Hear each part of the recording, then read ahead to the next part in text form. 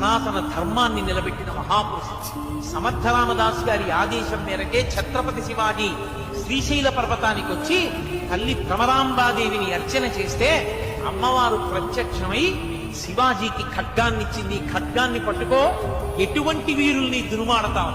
దునుమాడి హిందూ సామ్రాజ్యాన్ని స్థాపించాడు మహానుభావుడు. ఈ దేశ చరిత్రని మలుపు తిప్పినటువంటి శివాజీ సామ్రాజ్య స్థాపన శ్రీశైలంలో ఉన్న భ్రమరాంబాదేవి ఇచ్చినటువంటి ఖడ్గం వల్ల జరిగింది.